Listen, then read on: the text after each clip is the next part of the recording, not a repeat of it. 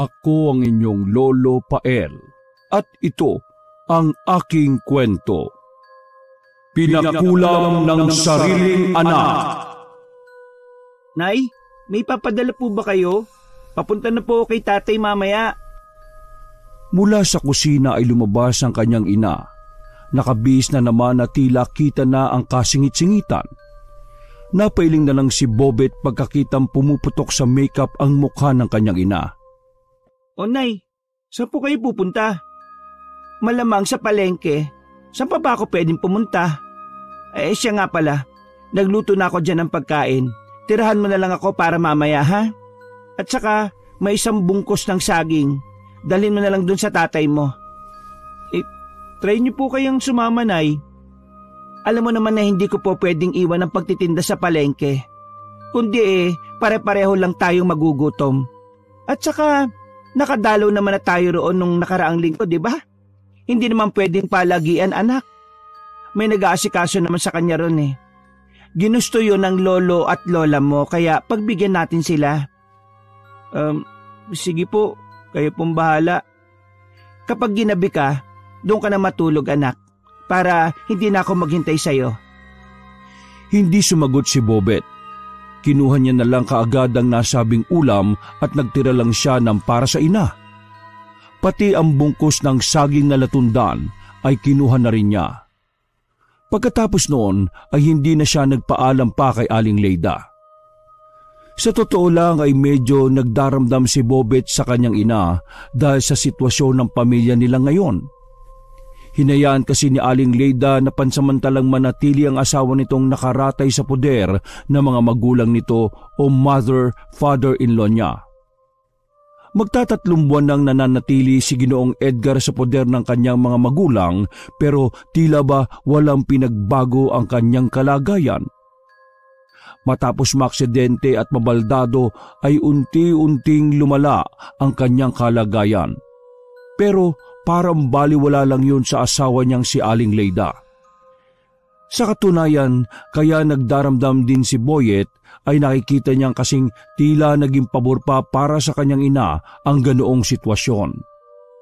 Hindi na rin kasi lingid sa binatilyo ang kumakalat na balita patungkol sa kalaguyo ni Aling Leyda. Kung makapanamit si nanay at makapag-makeup, akala niya wala siyang asawa. Hindi ba niya naiisip ang mga pinagagawa niya kay tatay? Hanggang kailan ba ako mananahimik ng ganito? Ay, nako. Kahit malawak ang kanilang lugar, ay hindi rin naman ganun karami ang mga tao roon. Bukod doon, mabilis din kumalat ang mga balita dahil sa malulupit na tsismoso at tsismosa. Kalat na lalo na sa pamilihan ng tungkol sa nababalitang relasyon ni Aling Leyda kay Junie. Kilala ang 37 binata sa kanilang lugar dahil sa pagiging basagulero nito at lasinggero. Pero bukod doon, kinagigiliwan din ng lalaki ng mga kababaihan dahil sa pagiging matipuno, brusko, balbasero at gwapo. Kaya kahit maraming naririnig na negatibong bulong-bulungan si Bobet ay tila nakatakip na lang ang kanyang tenga sa lahat.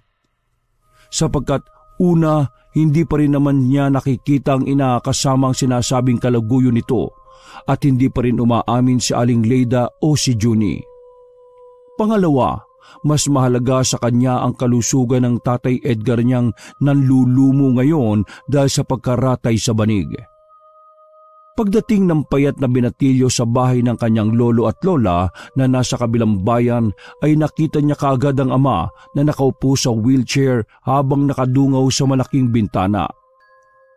Medyo maalwan kasi ang buhay ng pamilya ni Ginoong Edgar at noon pa man ay hindi natanggap na mga yon ang pakikipagrelasyon niya kay Aling Leyda.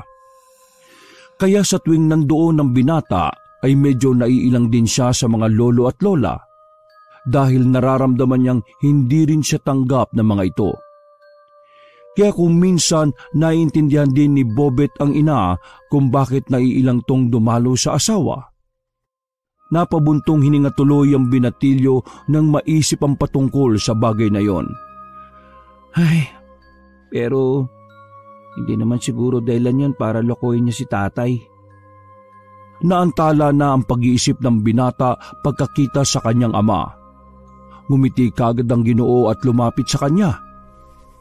O anak, kumusta? Ano yung dala mo? Ulam tay, tinola. Si nanay po nagluto nito. Tsaka nagpadala na rin siya ng saging. Ganun ba? Manang Suling. Pagdating ng kasambahay ay pinakuha kagad ni Ginoong Edgar ang dala ng kanyang anak para initin at maya-maya ay kainin.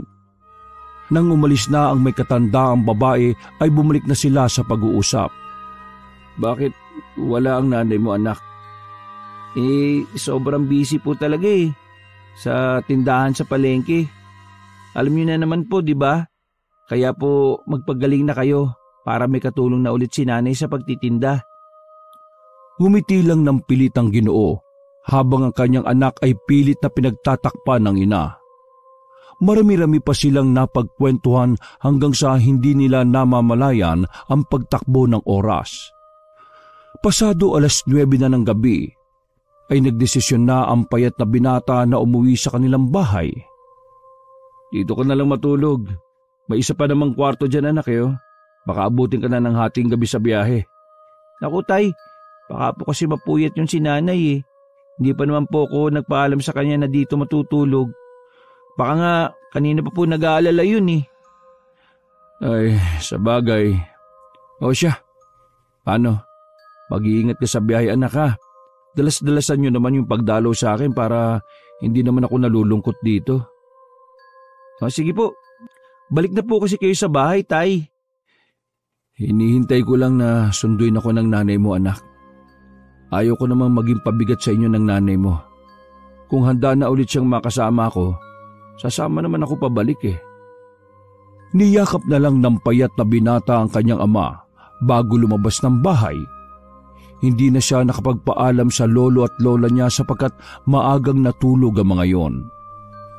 Habang bumabiyahe si Bobet pauwi ng bahay ay naisip niya ang ina at ang hinala ng mga tao sa kanilang lugar patungkol dito. Ito talaga ang dahilan kaya kahit gusto na niyang matulog sa bahay ng kanyang lolo at lola ay hindi niya ginawa.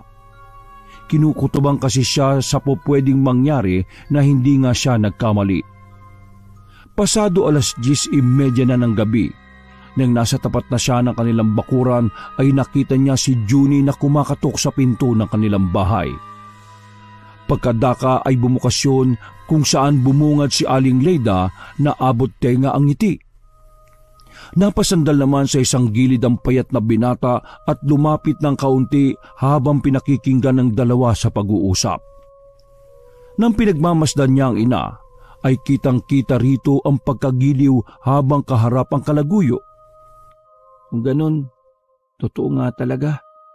Kaya pala gusto ni nanay na doon ako kina lolo at lola matulog Natigilan na siya sa ibinubulong pagkarinig na magsalita ang bruskong lalaki. Ano? Maaga ba ako? Nag-ayos pa to ng buhok habang ikinikindat-kindat ang mga mata. May dala rin itong 3 piraso ng pulang rosas na kaagad inabot kay Aling Leyda. Para sa'yo, 3 rosas na ang ibig sabihin, mahal kita, Leyda. Napakunot noo ang payat na binata matapos yung marinig, pero mas lalo siyang nakaramdam ng inis pagkakita naman kung paano tumugo ng kanyang ina. Talaga? Mahal mo ko? Oo naman, mahal na mahal. Pero teka, baka gising pa ang anak mo Huwag ka mag-alala. Doon ko siya pinatulog sa bahay ng lolo at lola niya. Kaya kahit mapaaga ayos lang dahil solo natin ang gabing ito. Ano, namiss mo ba ako? Nakaramdam na matinding pagkainis si Bobet pagkakita niyang hinawakan ng ina ang pisngi ng kalaguyo nito. Gusto niyang maiyak at sumigaw subalit pinigilan niya ang sarili kaya maikpit na lang siyang napakuyom ng kamao. Miss na miss. Ikaw ba? Hindi mo ba ako na miss? Mahal kong Leyda. Kasi kung hindi mo naman pala ako na miss, bakit mo pa ako pinapunta? Uwi na nga lang ako. Kung hayaan mo lang akong tumayo rito. Bago pa matapos ng lalaking matipuno ang sinasabi nito, ay hinagkan na siya ng babae. Ikinagulat ito ng gusto ni Bobet pero tila na estatwa naman siya at wala ring nagawa kundi mainis na lang at mapaiyak nang hindi namamalayan habang pinakikinggan kung paano maglambingan ng dalawa na parang walang nasisirang relasyon. Miss na kita. Gusto kitang palagi makasama, no? Sa totoo lang, Junie. Mabuti naman kung ganun. Ako kasi, miss na kita eh. Palagi kitang naiisip. Kung talaga namimiss mo rin ako, bakit di mo pa ako tawagin mahal? Mahal? Sobrang namimiss kita. Ang labi mo, ang katawan mo, ang yakap mo, ang lahat ng sayo, palagi akong nasasabik. Akin ka lang, Leida. Oo, sayo lang ako. Mahal kong Junie, at akin ka lang din. Pagkasabing yon, ay naghalikan na naman ang dalawa hanggang sa pumasok na sila sa loob ng bahay at nagkandado ng pintuan. Hindi naman makapaniwala si Bobet sa kanyang mga nasaksihan. Sa totoo lang, ay hindi niya rin talaga sukat akalain na makakagawa ng ganong klase ng pagtataksil ang kanyang ina. Ang mga luha sa kanyang mga mata ay galit niyang pinunasan habang ang mga kamao ay mahigpit pa ring napapakuyom. Naglakad siya ng tahimik papunta sa tapat ng bahay at binalak niyang kumatok. Kaya lang pinigilan niya ulit ang kanyang sarili. Naisipan niyang tahimik na magmasid sa palibot ng kanilang bahay hanggang matapat siya sa bintana ng silid ng kanyang mga magulang.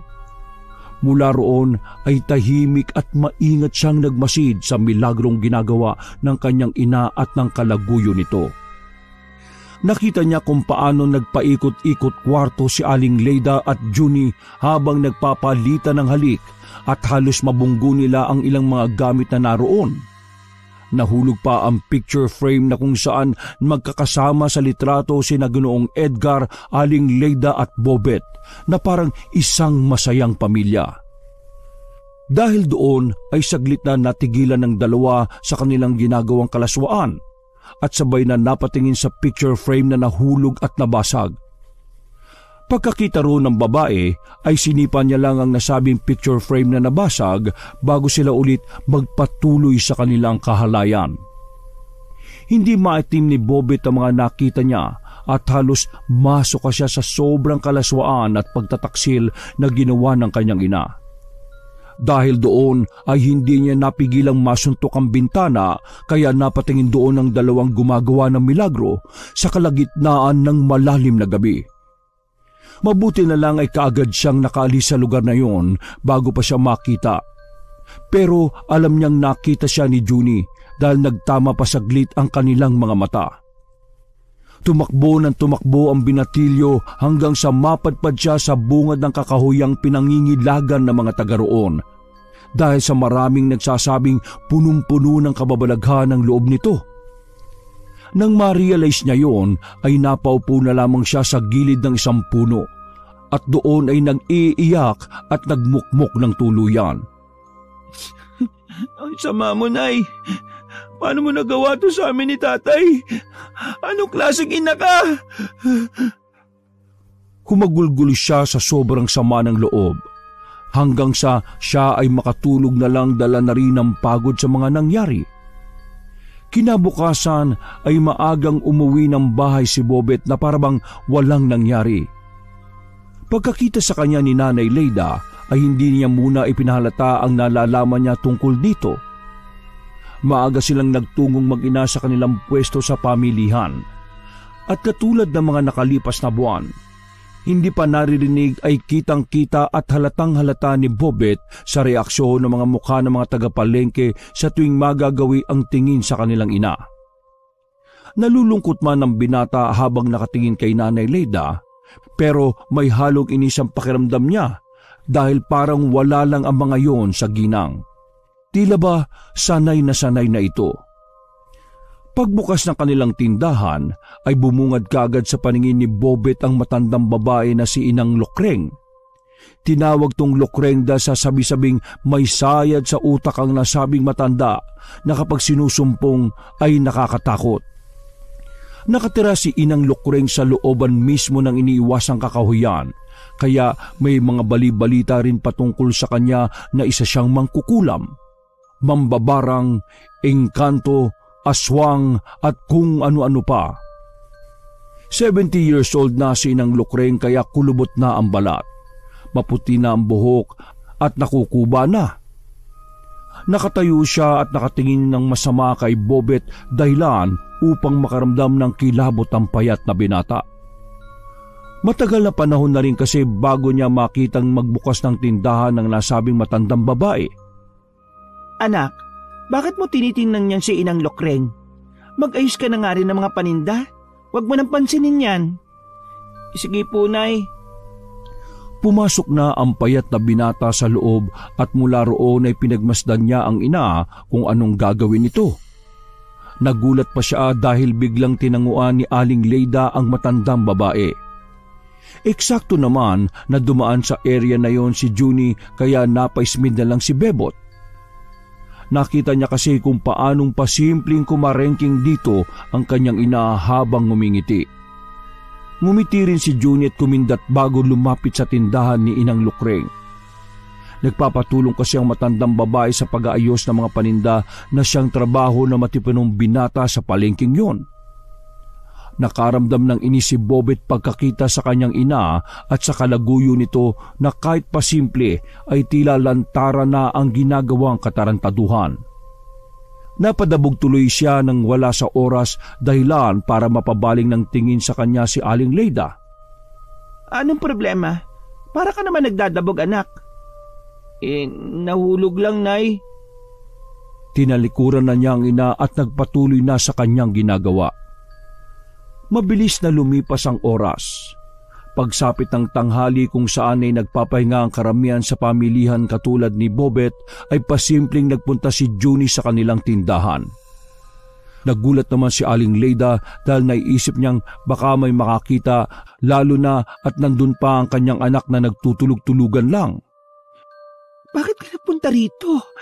Baka may makakita sa mga chismoso-chismosa at saka natutulog ang anak ko sa loob, oh. Sinipat muna nilang dalawa ang nagtutulog-tulugang si Bobet bago nagpatuloy sa kanilang kalandian. Tulog naman ang anak mo eh. Malamang pagod yan. At saka sarado mga tindahan ngayon. Tulog ang mga tao kaya huwag ka mag-alala. Ay naku, pasaway ka talaga. Gusto lang kitang makita eh. Gusto kitang malikan ngayon. Dahil doon ay tila lalong kinilig ang malanding babae. Sumiksik sila sa loob malapit sa pwesto na nagtutulog-tulugang si Bobet na pasimpleng nakikinig at nanonood sa kanila. Nilingon naman ng babae ang kanyang anak at ang inakala niyang tulog talaga ito ay saka siya muling bumaling sa kalaguyo habang magkadikit ang kanilang mga katawan. Sira ka talaga. Dito talaga. Mamaya magising ang anak ko eh. Hindi na nakapagsalita si Aling Leida sapagkat sinikil na siya ng halik ng matipunong lalaki. Napabuntong hininga naman ng babae habang kabado at puno ng pananabik na tumugon ng halik kay Junie. Puno man ng kaba dahil nandoon si Bobet pero mas nanaig pa rin ang matinding pagnanasa ng kanyang laman, kaya hindi na niya talaga napigilan ang sarili. Napahalinghing ng husto si Aling Leida, dahilan para makaramdam ng matinding inis ang kanyang anak. Hindi na makapagpigil si Bobet kaya napakislot siya dahilan para matigil ang dalawa sa kanilang ginagawang katarantaduhan. Tama na, baka magising ang anak ko at mahuli tayo. Mamayang gabi na lang natin to ituloy. Gusto ko na ulit may mangyari sa atin katulad kagabi. Nandiyan na nga ang anak ko, paano yan? Madali lang naman gawa ng paraan yan eh. Basta kapag tulog na siya, pupunta ako ulit sa inyo, mamaya, sa kaparehong oras. Kumislot-kislot na si Bobet para matigil ng dalawa sa kalandian nila. Pero bago umalis si Junie ay sinikil pa nito ng halik ang babae na kilig naman sa mga nangyari. Pag-alis ng matipunong lalaki ay napakagatlabi na lamang si Aling Leida bago sumunod sa bungad ng tindahan. Napadilat na si Bobet at sinundan ng tingin ng ina kaya nakita niya si Inang Lukring mula sa tapat naman ng tindahan nito na nakatitig ng masama sa kanyang ina. Dahil sa tingin na yon ay bigla na lang nangilabot ang katawan ni Bobet. Hindi niya lang maintindihan kung bakit pero parang may kung anong takot ang bigla na lang namuo sa kanyang puso. Umiwas na lang siya ng tingin para hindi magtuloy-tuloy ang takot na nararamdaman hanggang sa marinig niya ng mahinang boses ng kanyang ina. Makatingin naman tong matandang kuba na to. Tche! Mapaklang initian ni Aling Leyda matandang babae bago pumasok sa loob ng kanilang tindahan para magpahinga na rin. Bumalik naman sa pagpikit si Bobet hanggang sa tuluyan na nga rin siyang makatulog ng mahimbing hanggang sa sumapit ang hapon. Pasado 3:30 ng hapon, muling nagbalik ang operasyon ng tindahan hanggang sa pagsapit ng 8:00 ng gabi. Kitang-kita ni Bobet ang tuwa sa mukha ng ina sapagkat marami silang naging benta. Kaya bumili na lang sila ng lechon manok bilang ulam sa hapunan. At pagkatapos kumain ay maagang nag-asikaso si Aling Leyda dahil may sikretong bisita siya mamayang gabi.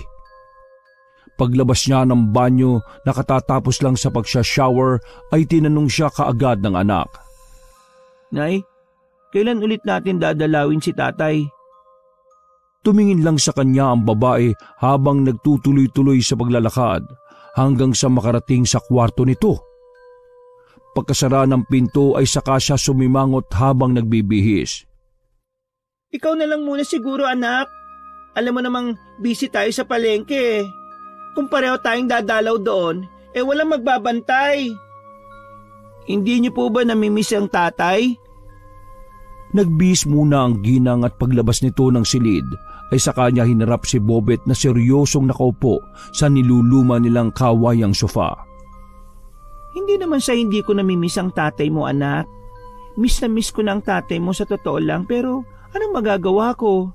Ang Lolo Alvino at Lola Natasha mo, gusto nilang nandun sa kanila ang tatay mo. Saka, alam mo naman kung anong tingin sa atin ng mga yun, hindi ba? Hindi naman lingid sa iyo na mababa lang ang tingin ng mga yun sa akin. Habang pinakikinggan ng ina ay tila ba hindi na magawang maniwala pa ni Bobet sa mga sinasabi nito. Matapos niyang makumpirma at makita mismo ng dalawang mga mata ang panlolokong ginagawa nito. Kung ako lang gustong-gusto kong umuwi na rito ang tatay mo. Miss na miss ko na siya Gustong-gusto ko nang mabuo ulit tayong pamilya.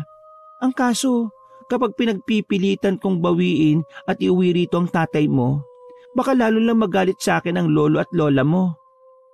Lalo talaga sila magagalit sa iyo kapag nalaman nila mga pinaggagawa mo, Nay. Ano? May sinasabi ka ba, anak? Wala po. Tumayo na ang binata at nagpunta sa kanyang kwarto para doon pag-isipan kung sasabihin niya ba o hindi sa kanyang ama ang ginagawang panloloko sa kanila ng magaling niyang nanay. Saglit din siyang naupo sa tapat ng bintana para magnilay-nilay kung paano at kung kailan nagsimula ang panloloko ng kanyang ina. Sa pagkakatanda niya kasi, bago ang aksidente ay maayos naman ang pagsasama ng kanyang mga magulang. Wala siyang nakikitang dahilan para mangabit ang kanyang nanay Leyda. Nang maisip ni Bebot na magkakahiwalay ang kanyang mga magulang kapag sinabi niya sa ama ang nalaman niya ay nakaramdam siya ng lungkot. At kahit na naiinis siya sa ina dahil sa ginagawa nitong mali, ay mahal niya pa rin ito. Ilang minuto pa ay saglit siyang lumabas ng silid para uminom ng tubig.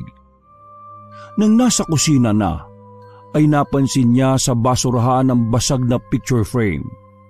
Dinampot niya ito at eksakto namang pagdating din ng kanyang nanay Leyda.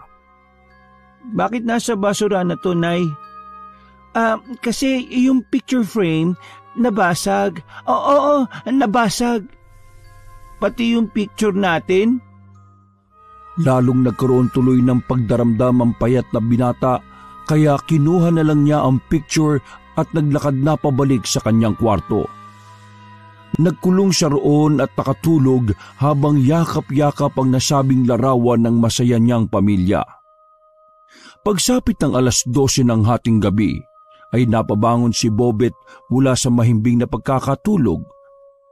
Nakarinig kasi siya ng mga pagkatok. Bumangon siya at sinilip yon sa maliit na butas sa pinto ng kanyang kwarto. Doon nakita niya nga ulit ang kalaguyo ni Aling Leida na si Junie. Pansin niyang tila nagdadalawang isip ang kanyang ina na patuloyin ng matipunong lalaki. Pero pinakitaan lang siya nito ng pamatay ng ngiti at nakakaakit na katawan at bumigay na din siya. Nagubad kasi kagad ng damit ang lalaki at nang makita ni Aling Leida magandang hubog ng katawan nitong medyo mabuhok, ay nanaig kagad ang kanyang pagnanasa. Hindi mo ba ako papapasukin, mahal? Huwag ka masyadong maingay. Baka magising ang anak ko. Sabi mo Tara, mahal, ituloy na natin ang naudlot na laban kanina. Excited na talaga akong matikmang kaulit Miss na kita Nang mag-flex ng magandang katawan si Junie, ay napalunoklaway na lang ang malanding babae. Lalo na nang makita niya ang maamo nitong mukha, pati ang tingin at ngiting ng aakit. Para siyang maiihi doon pa lamang. Parang natulala ka na dyan, mahal. Ayaw mo ba? Sabi mo lang para umuwi na lang ako at matulog. Hindi na nakapagpigil si Aling Leida. Siya na ang unang humalik sa lalaking kanina pa siya inaakit-akit. Nagdire-diretso na sila sa loob at pakalabog na sinara ang pinto na tila wala nang pakialam kung may makarinig man o wala. Walang kaabog-abog nga nilang ginawa ang kalaswaan sa mismong sala ng bahay. Halos makagat naman ni Bobet ang labi dahil sa pagpipigil sa galit habang pinagmamasdan ng ina at ang kalaguyo nitong gumagawa ng kamunduhan. Hindi na pinagmasdan ng payat na binata ang iba pang kalaswaang ginagawa ng kanyang ina dahil nagtalakbong na lamang siya ng kumot habang tahimik na umiiyak. Galit na galit habang pinakikinggan ng nasasarapang halinghing ng kanyang ina. At dahil doon ay marami mga masasamang bagay na pumasok sa kanyang isip. Hanggang matapos ang katarantaduhan ni na Aling Leida at Junie. Isang oras pagkatapos ng katahimikan ay pasimpleng lumabas ng silid si Bobet at nakita niya sa salang ina kasama ang kalaguyo nito na natutulog ng mahimbing sa sofa. Galit niyang pinagmasdan ng mga ito habang napapakuyom ng mga kamay. Pagkatapos ay lumabas siya ng bahay at nagtungo sa punong madalas niyang pinagtatambayan na nasa buka na lang ng iniiwasang kakahuyan. Doon siya nagpahangin hanggang sa makatulog ng mahimbing. Nagising si Bobet sa pagtilaok ng manok at pagtingin niya sa harapan ay ganoon na lang ang gulat niya nang makita sa harapan niya ang matandang hukluban na si Inang Lukreng. Napatras siya sa takot at sobrang pagkabigla. Natigilan lang siya nang mauntog ang kanyang ulo sa punong sinasandalan. Bakit ka dito natutulog? Wala ka bang bahay? Hindi kagad nakapagsalita si Bobet. Napakurap-kurap pa siya ng mga mata habang naiilang sa pagtingin ng matandang babaeng kung makatingin ay para siyang kakainin ng buhay. Tinatanong kita, sumagot ka. Huwag kang matutulog dito. Delikado. Halika at doon ka sa kubo ko. Naglakad si Inang Lukreng habang ang binatang payat naman ay biglang tumayo at tila wala sa sariling sinundan ng matandang babae. Madilim pa ang paligid pero nakatitiyak si Bobet na ilang oras na lang ay sisikat na ang araw dahil sa sunod-sunod na pagtilaok ng manok. Nang nasa medyo gitnang parte na sila ng kakahuyan ay napahinto ang matandang babae kaya tumigil din si Bobet. Paglingon niya sa likuran ay laking gulat niya dahil sobrang dilim ng kapaligiran na mismong sarili niya ay hindi makikita. Pagbaling niya ulit sa matandang babae ay sa kanya lang napansin na parang nagliliwanag ang katauhan nito. Kapag nagpunta ka rito ng madilim tapos mag-isa ka lang sa kakahuyan, swerte ka na lang talaga kung makakabalik ka pa ng buhay. Tara na sa loob. Gustuhin man ni Bobet na bumalik subalit natakot na siya sa sinabi ni Inang Lukring. Dahil doon ay sumunod na lang siya sa loob ng munting kubo na matandang kuba. Pagpasok sa loob ay kakaibang aura kaagad ang kanyang naramdaman. May kung anong malamig na presensyang tila lumukob sa kanyang pagkatao pero hindi takot ang kanyang naramdaman kundi kagaanan ng loob. Kapag nandito ka sa loob ng munti kong kubo, lahat ng suliranin at kabigatan ng loob mo ay mawawala. Kaya kung minsan, mas pinipili ko na lang pumarito palagi kaysa magpunta sa palengke. Hindi tumugon ng binatang payat. Inilibot niya lang ang tingin sa kubo kung saan nakita niya ang ilang mga kandila at gasera na nakasindi at nakatirik sa mga bato at bungo ng kung anong hayop. May mga nakita rin siyang garapon na naglalaman ng kung ano-anong likido, dahon at kung ano-ano pa, kaya medyo kinilabutan siya dahil sa iisang naisip na baka totoo nga ang paratang ng mga taga-baryo sa kanya. So, totoo po bang sinabi ng mga taga sa atin tungkol sa iyo? Natutup na niya ang sariling bibig dahil kahit siya mismo ay hindi makapaniwala sa mga nasabing yon.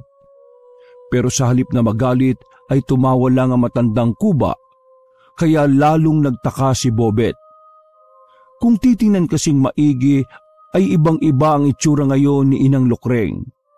Ito ang unang pagkakataon na makita niya itong tumawa ng ganon.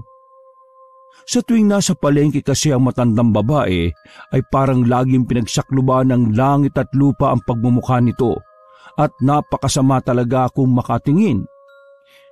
Kayo po ba talaga si Inang Lukring? Hindi po ba ako namamalikmata? Ako ito, Bobet. Katulad ng sinabi ko sa iyo, kapag nandito ako sa kubong ito, gumagaan ang pakiramdam ko. Kaya nawawala ang pagkabusangot ng mukha ko. Tungkol naman doon sa tanong mo kung tama ba ang hinala ng mga taga rito sa atin, tungkol sa totoo kong pagkatao, ikaw na mismo ang humusga. Paano po kung sabihin kong tama ang hinala namin? Wala naman akong sinabing mali ang mga hinala ng mga taga-baryo tungkol sa akin. Ikaw pa lang naman at ang tatay mo ang nakausap ko ng hindi nakabusangot. Matanong ko lang, anong ginagawa mo sa bukana ng kakahuyan? Gustuhin mang malungkot ni Bobet matapos marinig ang tanong na yon ay hindi niya magawa. Para bang ang gaan-gaan kasi talaga ng pakiramdam niya sa loob ng kubo. May nangyari po kasi. Malamang sinadya ng tadhana na mapunta ka rito sa lugar ko. Alam kong kailangan mo ng tulong dahil nakikita ko rin naman ang mga nangyayari sa paligid ko. Gusto mo bang gumawa ako ng paraan para matapos na ang gumugulo dyan sa isip mo? Hindi kaagad nakaimik ang binatang payat, kaya hindi na siya masyadong pinilit pang magsalita na matandang kuba. Kitang-kita na rin kasi sa mga mata niya na inaantok pa. Kung gusto mong magpahinga magpahinga ka na. Huwag ka mag-alala dahil ito na siguro ang pinakaligtas na lugar sa baryong ito. Walang makakaagaw ng kapayapaan mo rito. Habang pinakikinggan ng boses na matandang kuba, ay unti-unting nakaramdam ng pagbigat ng talukap si Bobet. Pagkatapos noon ay nakatulog na lang siya nang hindi na namamalayan ang mga nangyayari sa paligid. Pagkagising niya ay wala ng ibang tao sa kubo, kaya lumabas siya roon at kaagad naglakad pabalik sa kanilang bahay. Paglabas ng iniiwasang kakahuyan ay saka napagtanto ng binatilyo na tanghaling tapat na pala. Tirik na kasi ang araw pagtingin niya sa kalangitan. Wala siyang naabutan pag-uwi niya ng kanilang bahay. Alam niya kasing nasa palengke na si Aling Leida at nagtitinda habang nakikipagharutan na naman sa kalaguyo nito. Nagpahinga muna siya saglit hanggang sa maisipan niyang magpunta sa kanyang tatay na nasa kabilang baryo. Kitang-kitang tuwa sa mukha ni Ginoong Edgar nang makita ang kanyang anak, kahit pa mahahalata rin na kulang ang ngiti nito dahil wala ang kanyang asawa. Wala na naman ang nanay mo? Pasensya na tay, hindi talaga maisingit ni nanay eh. Pabawi na lang daw po siya next week. Siguradong nag-iipon yun si nanay para maiuwi na kagad kayo sa atin, tay. Kung ano-ano na lang ang idinahilan ni Bobet sa kanyang tatay para lang gumaan ang loob ng Ginoo. Kahit alam naman niya sa sarili na walang ginagawang hakbang ang kanyang ina dahil nahuhumaling na to ng husto sa kalaguyo. Mabuti na lang nalibang niya pa rin si Ginoong Edgar at hindi nila namalaya ng pagtakbo ng oras. Marami silang napag-usapan hanggang sa matapik nila si Inang Lukring.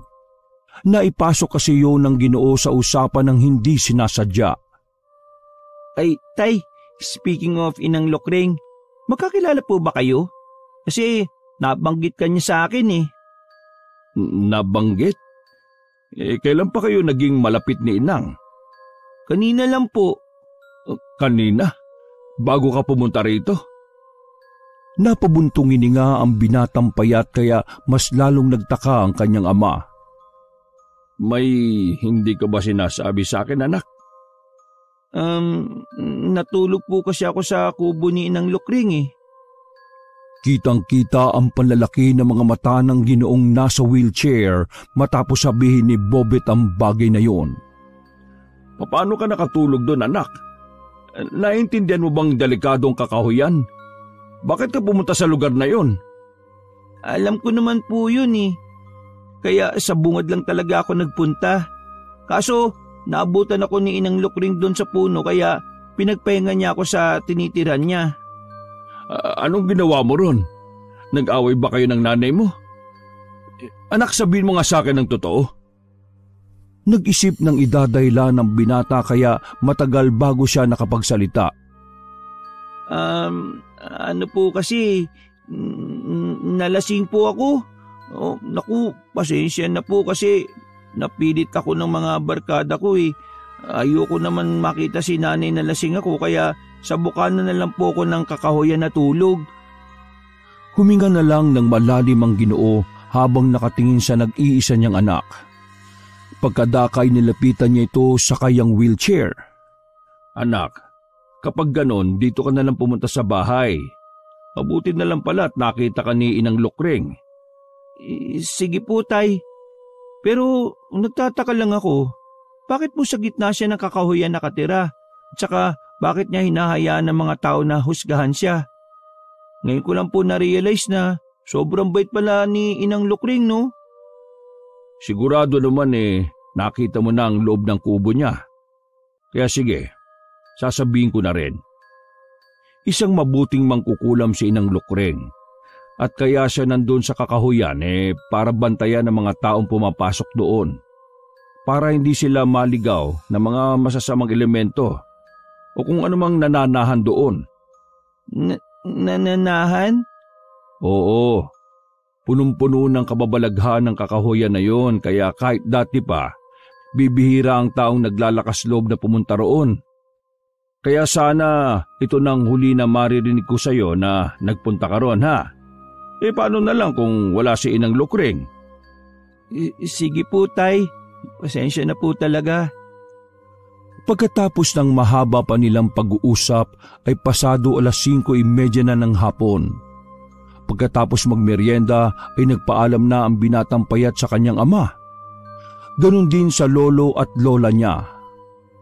Pagdating niya sa palengke, sa pwesto nila ay naabutan niyang balungkot ang ina. Tumingin muna siya sa katapat na tindahan kung saan naabutan niya si Inang Lukring na pasimpleng ngumiti sa kanya, tsaka bumalik sa pagsimangot ng mukha habang kaharap ang mga bumibili. Nang magbalik siya ng tingin sa ina ay hindi pa rin natiis ng binata na tanungin to kahit na naiinis siya rito. Nay, okay lang po ba kayo? Ayos lang anak. Papasok lang ako sa loob saglit ha. Ikaw na munang bahala magbenta. Opo, Nay. Sinundan na lang niya ng tingin ng inang malungkot habang nagtataka kung bakit. Ano kaya nangyari? Naantala na lang siya dahil sunod-sunod na ang dumating na customer nila hanggang sa sumapit na ang 8:00 ng gabi. Nang nasa bahay na sila, pagkatapos kumain ay tahimik pa rin si Aling Leida at malungkot. Pero hindi na lang siya inabala ng binata dahil baka magalit pa.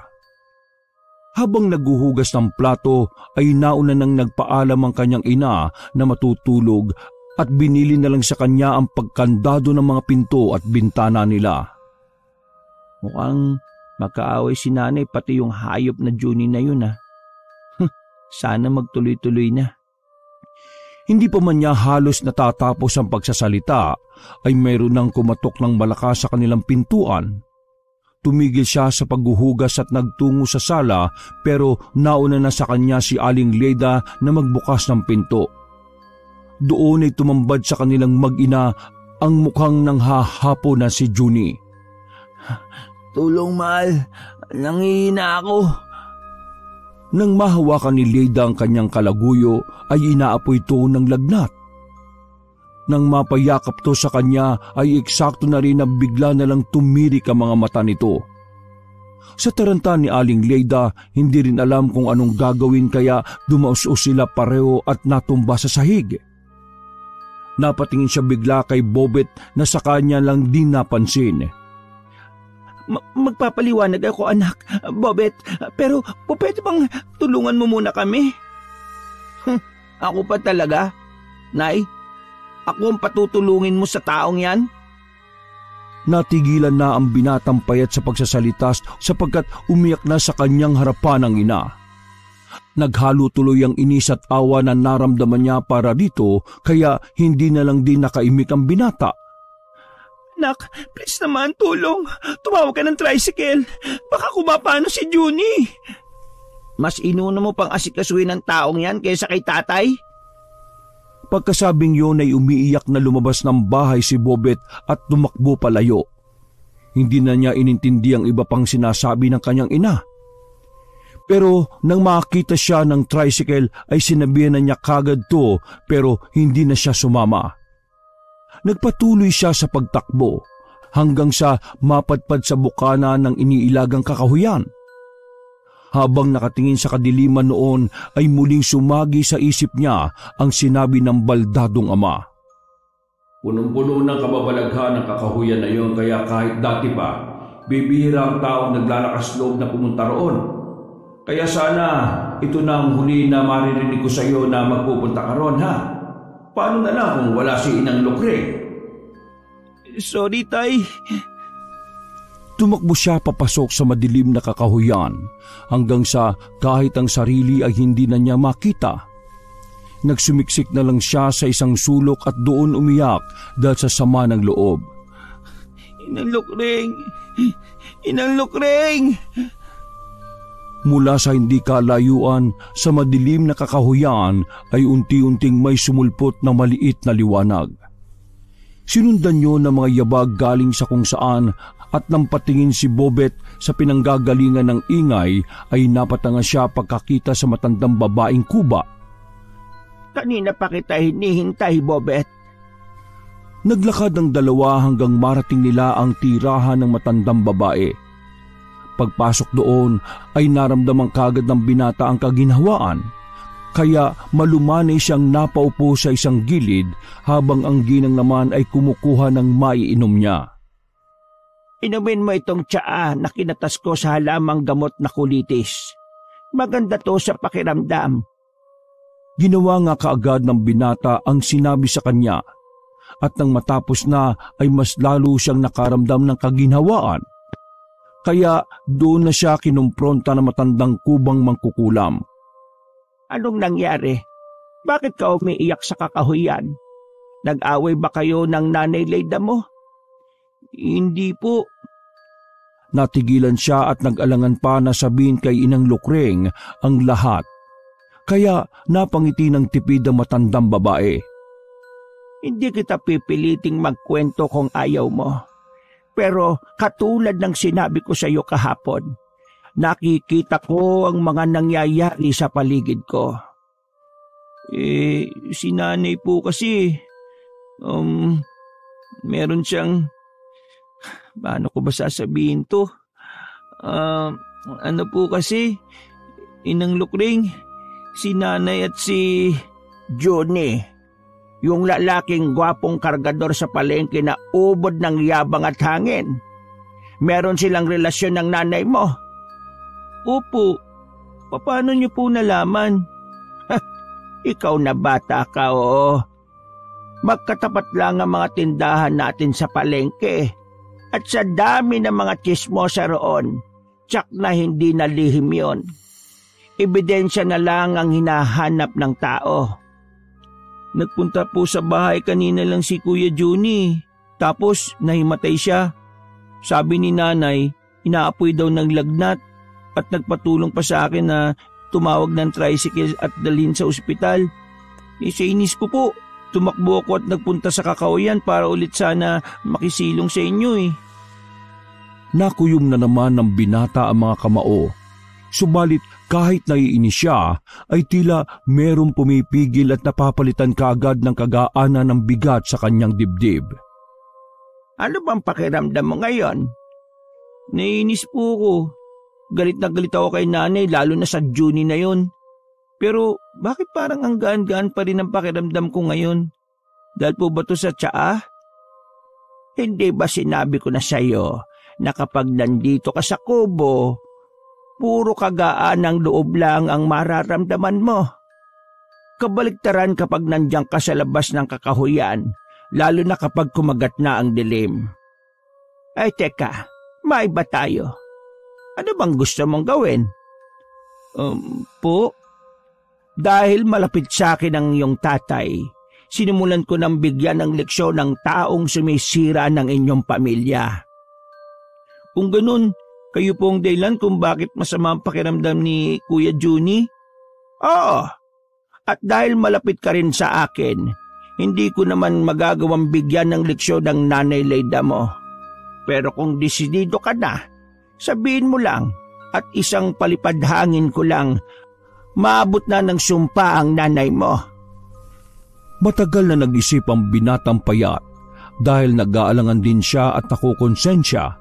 Pero nang maisip niya na labis na masasaktan si Tatay Edgar ay napatayo siya at humarap kay Inang Lukring.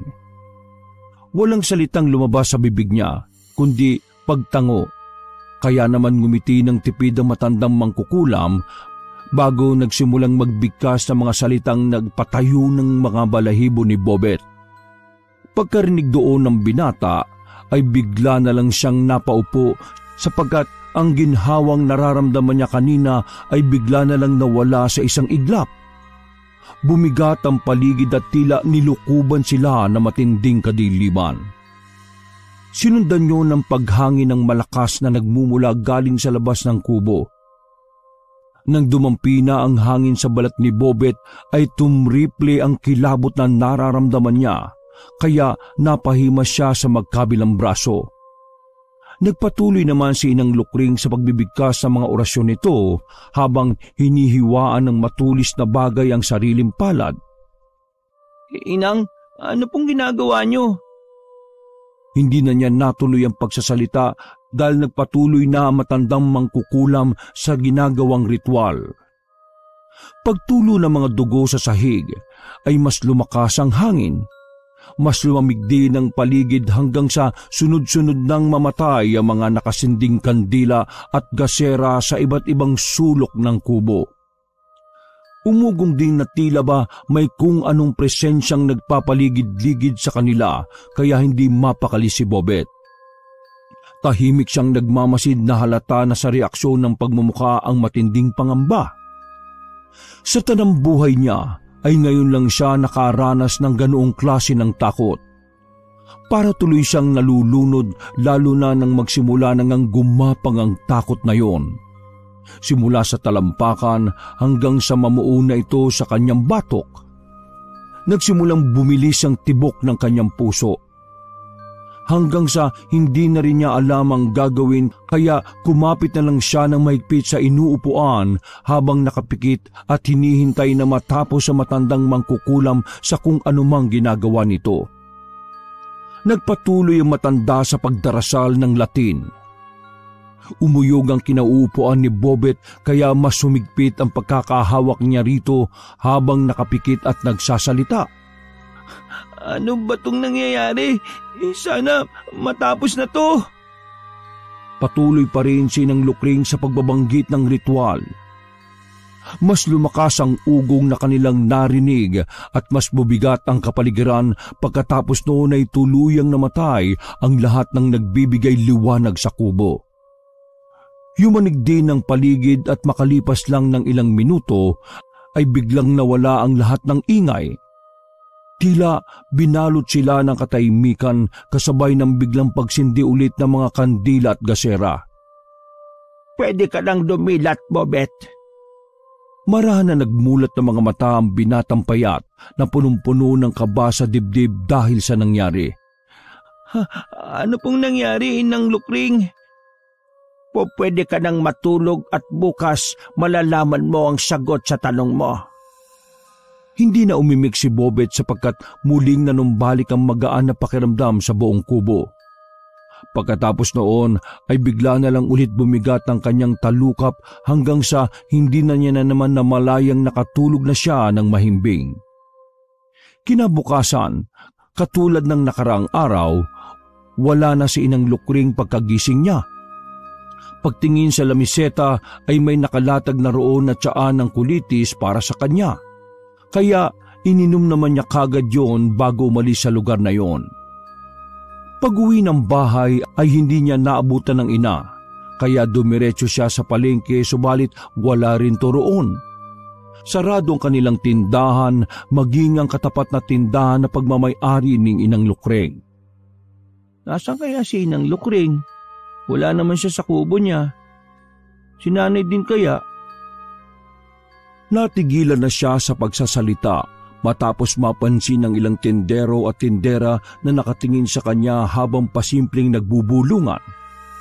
Dahil doon ay nagmadali na lang siyang umalis sa lugar na yon, hanggang sa mabalitaan na nga niya sa ilang mga osisero at osisera na nasa ospital ang kanyang ina kasama ang kalaguyo nito.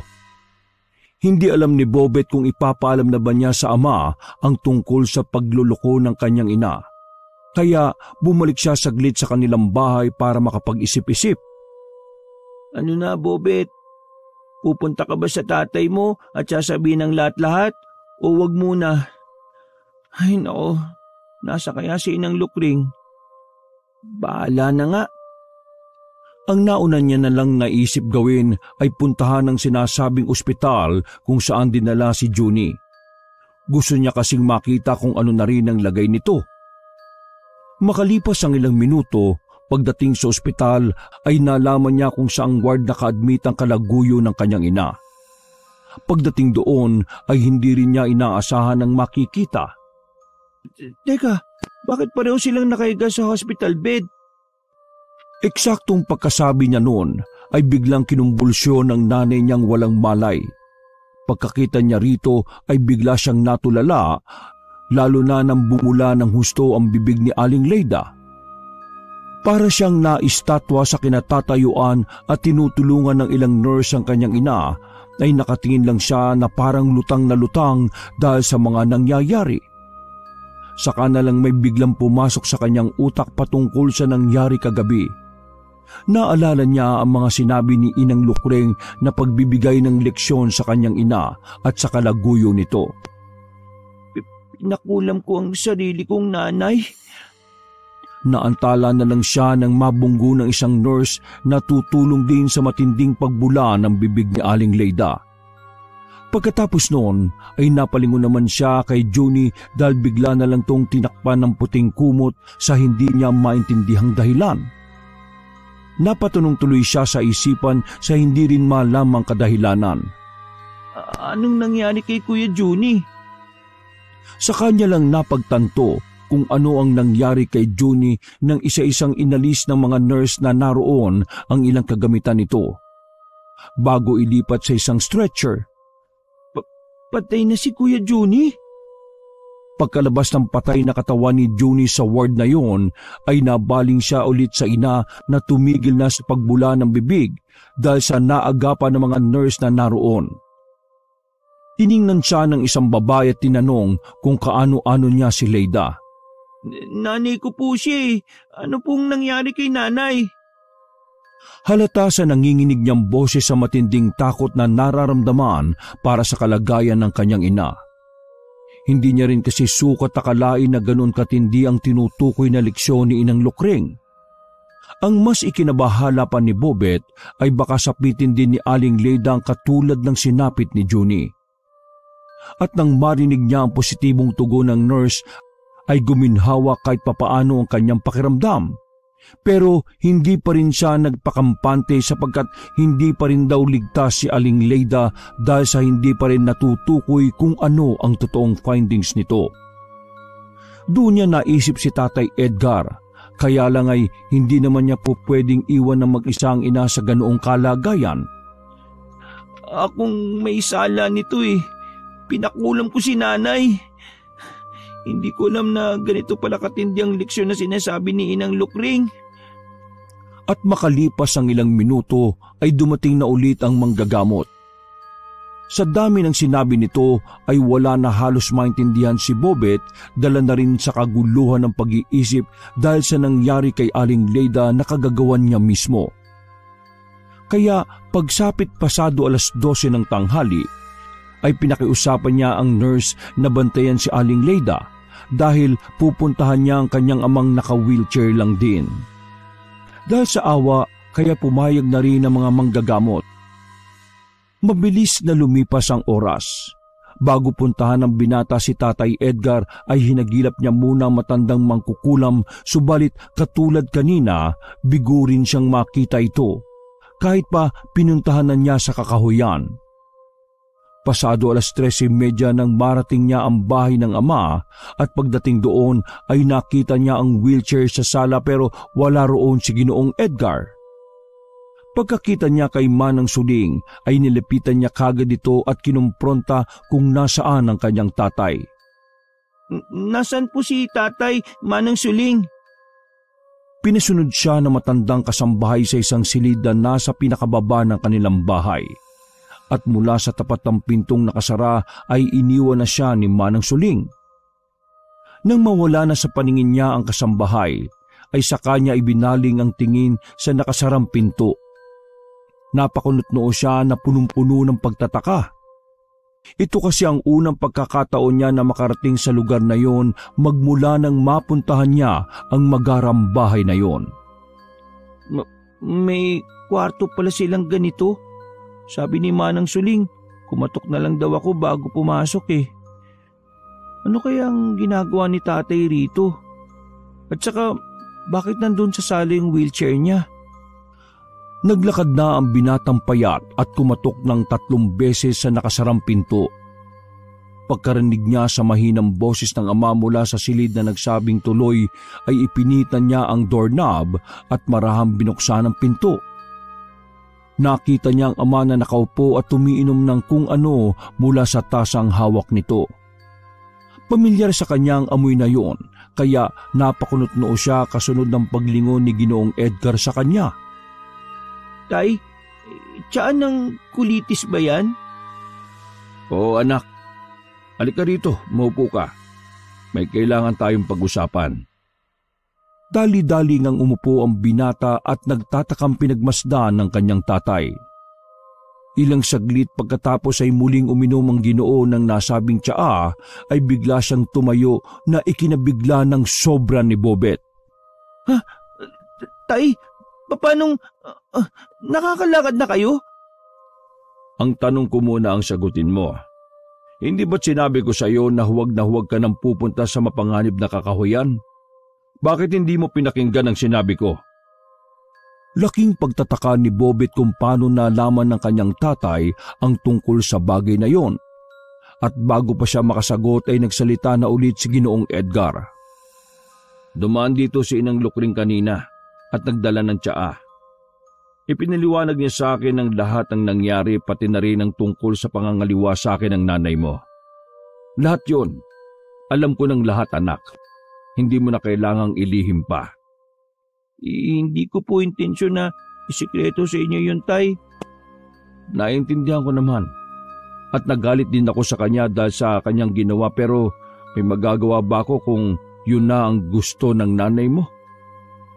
Hindi na nakaimik pa ang binata dahil hindi na rin niya naman alam ang sasabihin. Pagkatapos noon ay marahang lumakad ang Ginoo, pero napaupo rin ito kaagad na tila nahihirapan pa. Ito ang resulta ng ginawa mo, anak. Dahil binigyan mo ng sumpa ang nanay mo at ang kanyang kabit, ako naman ngayon ang unti-unting makakalakad. Po? Sinabi kong mabuting mangkukulam si Inang Lukring, pero hindi ibig sabihin noon kailangan mo nang makipagkasundo sa kanya o kahit sa kaninong mangkukulam. Hindi mo alam ang batas ng kalikasan, ng mga sumpa, mangkukulam o kung anuman. Lahat yun ay may kapalit para maging balanse. Hindi pa rin makapaniwala si Bobit sa kanyang narinig, kaya halos maiyak na lamang siya sa mga sinabi ng kanyang tatay. Sa kalooban niya, hindi niya rin naman gusto ang mga nangyari. Marahil ay nadala lang siya ng galit dahil sa pagtataksil ng kanyang ina. Tay, kakausapin ko ulit si Inang Lukring na tanggalin ang kulam na binigay niya kay nanay. Sa tingin mo, anak, ganun yung kadali? Habang nakaratay siya ngayon, ako naman ang unti-unting gumiginhawa ang pakiramdam. Hindi mo ba alam na kapag ginawa mo yun ay maaaring pareho kami ng nanay mo ang mapahamak dahil pareho kaming kasama sa sumpang binigay mo? Ano pong ibig niyong sabihin? Ano pong ibig sabihin nun? Ayaw ko sanang sabihin to, pero sa madaling salita ay kailangan mong mamili sa amin ng nanay mo. Parang sasabog ang utak ni Bobet pagkarinig sa sinabing yun ng kanyang ama, sapagkat hindi niya sukat akalain na aabot sa ganoon ng mga bagay-bagay. Ano pong gagawin natin, Tay? Hindi ko po sinasadya ang nangyari kay nanay na pati kayo'y nadamay. Gusto ko lang pong bigyan siya ng leksyon eh. Hindi ko naman ini-expect na ganito ang mangyayari. Tuluyan ng napaiyak ang binatilyo dahil sa pagkalito at takot. Baka po may iba pang paraan, Tay. Kausapin natin si Inang Lukring. Hanapin natin siya. Tay, ayoko pong pareho kayo mawala ni nanay sa akin. Sorry, Tay. Hindi ko po sinasadya itong nangyari. Nadala lang ako sa sobrang galit ko eh. Malungkot lang siyang minasda ng Ginoo habang umiiyak at nagpapatuloy sa kung ano-anong sinasabi. Tay, pakiusapan natin si Inang Lukring. Puntahan natin siya sa kakauyan. Parang awa niyo na, Tay. Ayaw kong mapahama kayo ni nanay. Gusto ko lang magkasama-sama ulit at mabuo ang pamilya natin katulad noon. Puno ng awang nilapitan ng Ginoo ang kanyang ama at niyakap ng maigpit, kaya mas lalo itong napahagulgol sa pag-iyak. Pagkatapos ng madrama nilang tagpo, ay sinamahan na nga niya ang anak na magpunta sa ospital. Nag-wheelchair pa rin si Ginoong Edgar sapagkat ayaw nilang magtaka ang mga tao kapag nakitang nakakalakad na kagad siya. Nang nasa loob pa ng ward, ay pinagmasdan na mag-ama si Aling Leyda na gising na rin at pansamantalang pinapakain ng nurse. Pagkakita ng ginang sa kanyang mag-ama ay bigla siyang naiyak. Kinuha naman ni Bobet ang pagkain at pinakausapan ng nurse na siya na ang magpapakain noon. Hindi ko alam kung anong nangyari. Bigla na lang akong nanghina at sumama ang pakiramdam pagkatapos kong dalhin dito si... Alam ko na ang lahat ng tungkol sa inyo ng kabit mo. Hindi nakapagsalita si Aling Leyda dahil sa pagkagulat. Habang umiiyak ay napatingin lang siya sa kanyang anak. Hindi ang anak mo, kundi isang malapit na taong nagsabi sa akin. Patawad, Edgar. Hindi ko sinasadya. Hindi mo kailangang humingi ng tawad, lalo na kung sinadya mo ang isang bagay na paulit-ulit mong ginawa. Huwag mo ring sabihin na hindi mo sinadya ang bagay na yon, dahil alam mong sa sarili mong gusto mo ang mga nangyayari. Pero hindi ako galit o nagtatanim ng sama ng loob laban sa iyo. Sadyang hindi ko pa alam kung paano ka patatawarin siya ngayon.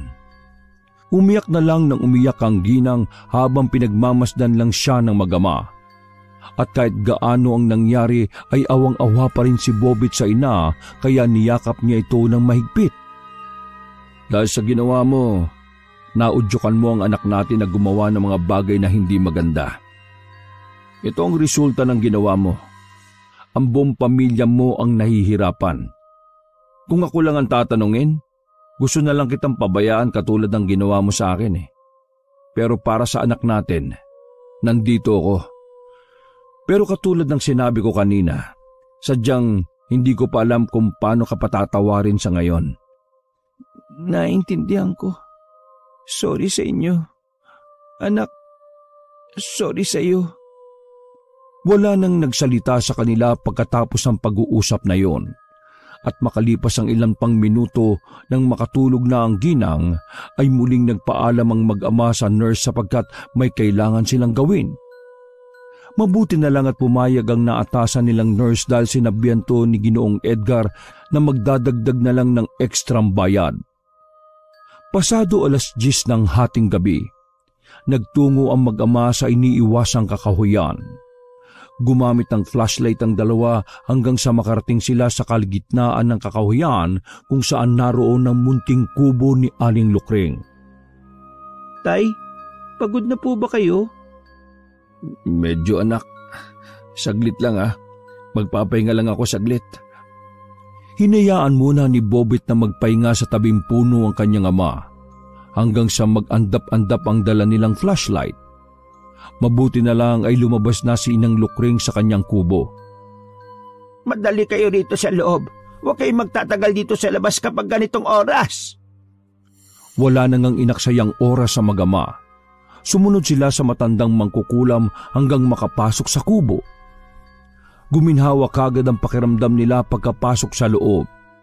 Tila ba lahat ng pagod ay bigla na lang nawala kaya nakapagpahinga ng maayos si Ginoong Edgar. Sa tingin mo, hindi ko alam ang pakay ninyo. Sinabi ko na sa iyo kanina, hindi ba Edgar, na hindi basta-basta ang pagbabawi ng sumpa o kulam. Dahil una, maaari itong bumalik ng doble sa nagbigay ng sumpa na siguradong ikapapahamak niya. Nagulat ng gusto si Bobit nang malaman niya yon.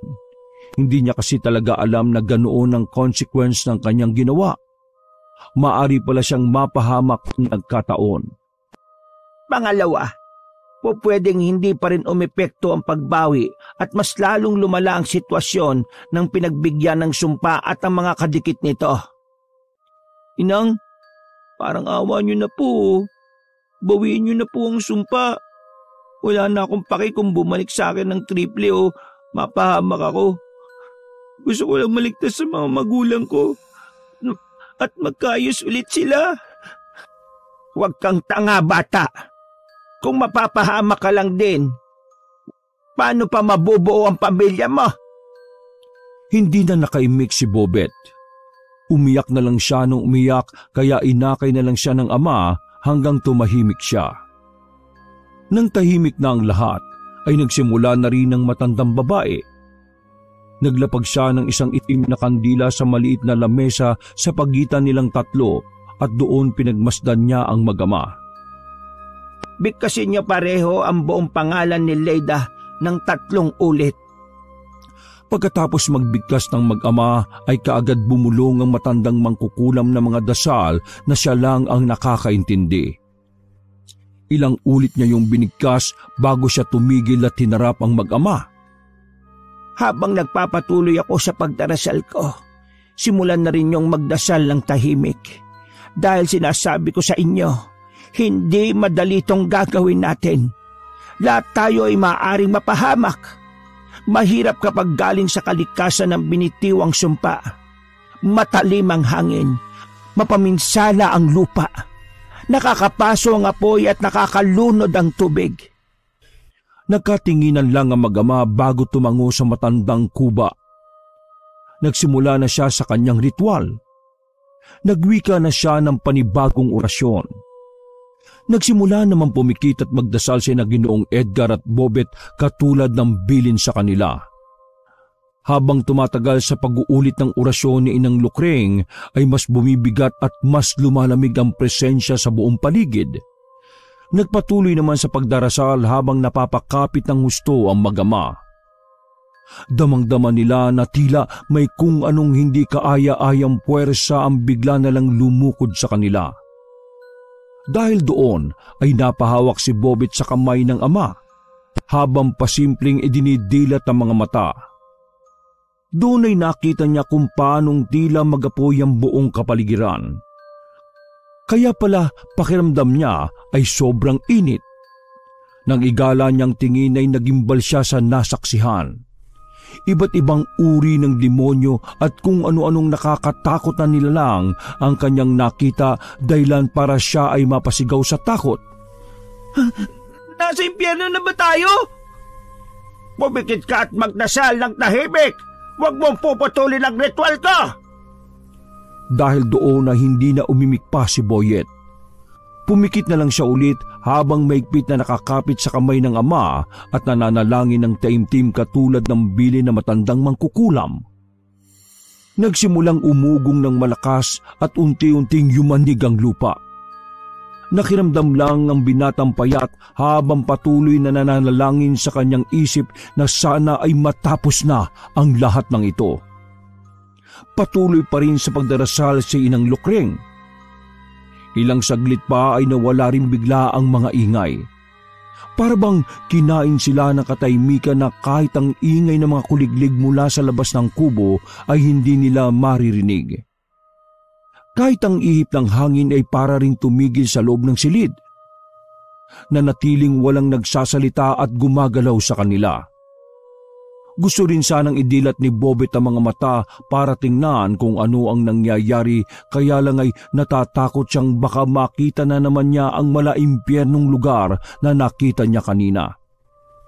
Mas lalong uminit ang pakiramdam nila sa pananahimik na yon. Hanggang sa biglang umihip ang hangin mula sa pinto at bintana dahilan para mamatay ang lahat ng mga kandila na nagbibigay ninga sa buong silid. Mas trumiple ang lamig at bigat na nararamdaman ng mag-ama. Uminit din ang kapaligiran na para silang inaapuyan at pagkatapos noon ay nakarinig sila ng mga ingay. Iba't ibang klase ng kaluskos mula sa palibot ng kubo. Tumagal ang mga yon ng ilang minuto bago tuluyang nawala. Magpatuloy kayo sa panalangin at kahit anong mangyari ay wag na wag kayong didilat hanggang sa hindi ko sinasabi. Pagkatapos sabihin niyo na matanda ay nagpatak ulit to ng dugo niya sa sahig, kasunod ng isa-isang pagsindi sa kandilang itim na namatay. Nang masindihan na ay nagsimula ulit siyang magdasal ng mga salitang siya lang ang nakakaintindi. Nagimbal sila lahat ng biglang yumanig ng malakas ang buong paligid. Dahilan upang maglaglagan ng mga bagay-bagay at iba pang gamit ng matandang mangkukulam. Namatay ang iba pang nagsisilbi nilang liwanag kaya tuluyan silang nilamon ng kadiliman. Pagkatapos noon ay isang nakakapangilabot na tinig ang kanilang narinig. Pinaghalo-halong boses na tila galit at nagsusumigaw. Nanatili namang nakakapit si Bobet sa kanyang ama na hindi niya na rin sigurado kung ayos pa ba. Naramdaman niya kasi na malamig na ang kamay nito na parang isang bangkay. Didilat sana siya kaya lang ay naalala niya ang bilin ni Inang Lukreng. Lord, iligtas niyo po ang pamilya ko. Ikaw lang ang makakagawa nito, Panginoon. Pinagkakatiwala ko po sa inyo si tatay, si nanay, at kahit na si Inang Lukreng. Tulungan mo po kami! Mas tumindi ang pagyanig, pero hindi rin nagpatinag si Inang Lukreng na nagpatuloy sa kanyang ritual. Isang nakagigimbal na pinaghalo-halong tinig mula sa ilalim ng lupa ang kanilang narinig bago tuluyan silang nilamon na matinding katahimikan. Pagkatapos noon ay parabang nanghina silang lahat. Nawala ng lakas sa mga kamay ni Bobet kaya napabitaw siya ng pagkapit sa ama. Pagdilat ay nakita niyang tila lantang gulay na si Ginoong Edgar habang naglalaway. Nag-alala siya ng husto at sinubukang hawakan ng kanyang tatay subalit hinang-hina siya. Nang masulyapan ng binatang payatang kinaroroonan ni Inang Lukreng ay mas lalo siyang nagulat sapagkat nakahandusay na to sa sahig. Tapos na. Nagtagumpay tayo. Matapos marinig yon ay hindi na rin nagawa pang makangiti si Bobet sapagkat kasabay ng panghihina ng buo niyang katawan ay ang pagbigat ng kanyang mga talukap hanggang sa tuluyan na siyang mawala ng malay tao. Nagising na lang ang binatilyo matapos marinig ang mahinang pag-uusap ng mga pamilyar na boses. Nang unti-unting luminaw ang kanyang paningin ay naaninag niya ang ama pati si Aling Lukring na masayang nag-uusap. Nagising ka na pala, anak. Inumin mo tong kulitis para guminhawa kaagad ang pakiramdam mo. Ininom nga niya kaagad ang nasabing tsaa. At nang bumuti na ang kanyang pakiramdam, ay pinaliwanag nga ng dalawa na naresolba na nila ang lahat. Kaagad silang nagtungo sa ospital at ganun na lang ang tuwa ni Bobet pagkakita sa ina na ayos na ito. Nakaligtas ang ina sa sumpang si Bobet mismo ang humiling. Nay, sorry po kung ako mismo ang nagpakulam sa inyo. Hindi ko po sinasadya. Nagalit lang kasi talaga ako eh. Sorry po Matapos nilang magkapatawaran ay muling nabuo ang kanilang pamilya. Subalit, hindi na ito katulad ng dati dahil nagkaroon na ito ng lamat. Magkaganon man ay pinilit nilang mamuhay ng masaya bilang isang pamilya. Nang magkita naman sina Bobet at ng matandang mangkukulam ay hindi niya maiwasang matanong to. Inang, kung alam niyo po na may masamang epekto ang ginawa kong pangkukulam kay nanay, bakit niyo po ako pinayagan? Si Juni ang dahilan kung bakit nasira ang buhay ng aking anak. Kailangan ko ring gamitin ang galit mo para may pagiganti rin ang nagpakamatay kong anak. Kahit mangkukulam ako at may kakayahan, hindi ko naman po pwedeng basta-basta gamitin to dahil may batas ang kalikasan. Naging sakripisyo ka para matupad yon. Wakas!